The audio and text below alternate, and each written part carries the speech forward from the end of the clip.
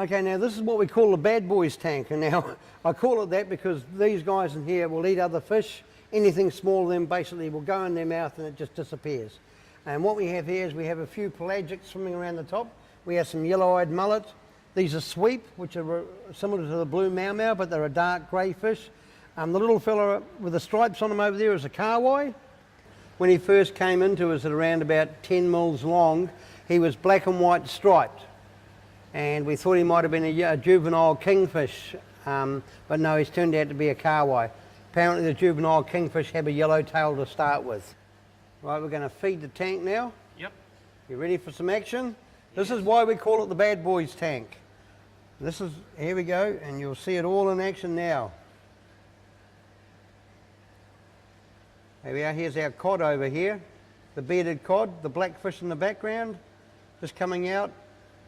He'll come out and grab something. He's got quite a huge mouth, this guy. And this is usually found in Australian waters, but occasionally found in New Zealand waters. This guy is another one that came in at around about 10 mils long when he first came in. See a little tassel that he's got on his chin. He uses that for going through the sand, trying to scare up crustaceans and small fish that he can eat. There he goes, he'll disappear. They're nocturnal usually, the bearded cod, but this guy comes out of a daytime because he's used to being fed of a daytime. It's one of those things you can do with your fish is to feed them at a certain time every day, and then you know that they're always going to be out and looking for the food for you. Our scorpion fish over here has just come out, grabbed himself a big mouthful of food. He'll swallow that in a minute as soon as he can find a bit of peace from everyone else trying to grab the food off him. And they, if you grab hold of these things when they're on your fishing line, the scorpion fish, you can end up with quite a painful stab wounds in your hand. Actually, all these fish came in as little tiny fish, around about 5 to 10 mils in size, and we've grown them all on. Some of them are only a year old, some are 2 years old. You can see some stuff floating around in the water here. That's because we have a lot of flow in this tank.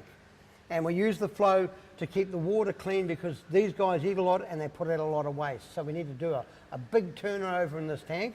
And at the same time that we've got the flow, this is what happens sometimes. You get the substrate gets kicked around and gets blown around in the tank. Some of the stuff in here, as I said, we've had it for quite a long time. There's a lot of live rock in this tank, and that's the coral rock, and that's this rock at the back with all the holes all the way through it, because we need a lot of bacteria in this tank to be able to keep this water quality up and keep it clean all the time. Right now, with these tanks here, I try and do at least one water change a week and at least 20%, sometimes more. If I heavy feed the tank, I might go and do a 40 to 50% water change. When you first set a tank up, you want to let it sit there and stew for a few weeks and just let that little brew start mixing up, and then you can change it and do a water change on it. The sunset wrasse, it is very unusual to have them in a tank. Now there's one of these on Astrolabe at the moment. Now they're actually a tropical fish, mainly found in Australia, but we do have them in our waters from time to time, and they're starting to establish themselves here slowly. As we get more of this global warming, or whatever you want to call it, going on, the water temperatures each year are getting warmer and warmer, so we get more stuff coming down through the Kermadec current and down into New Zealand waters. And the Bay of Plenty is like a big catch net for all this current and everything getting swept down into here. It took me a week to bring him down to the right temperature. I took him down to 14 degrees, he did not like that. So I took it back up to the 16 degree mark, and he's actually very happy in this tank now. He sort of rules the roost in there. Wrasses are almost like the foxes of the fish world. They're always sneaky, they're going around, they're picking up little bits and pieces. He'll sit there and annoy kinna all day, which are sea urchins or anemones, fan worms, pull their tentacles off them. As little bits and pieces are being kicked up off the bottom, then they're coming around and they're feeding on some of that stuff that's flowing around in the water. I'm going to adjust the pump after a few days because I'm letting it move the sand around a little bit, because as that sand gets moved around, it gets cleaned. And what I've done is I've put filter socks on the outside there, so that as the water passes through, we pick up all this muck and it gets taken out of the fish tank. This fish here at the moment is a leather jacket, and they're what they call a trigger fish, and on top of his head is a little trigger. And you can see he carries his tail. He does all his propulsion by using the top and the bottom fin, and he moves like a puffer fish, or almost like a helicopter in the water. and his tail's slim at the moment, but as he uses that for propulsion and backing up, you can see these two here, and this is a male and female pairing, these two. We've had these since they were only tiny babies, and they're about, the big one's about a year old, the smaller one's around about 9 months old at the moment. Now, they have a skin that's like sandpaper on them. You can buy them in the fish and chip shop called lemon fish. And it's actually quite funny, when I go fishing now, I always put these guys back in the water. Right now, this tank is 1,300 litres, and the sump underneath is another 250 litres.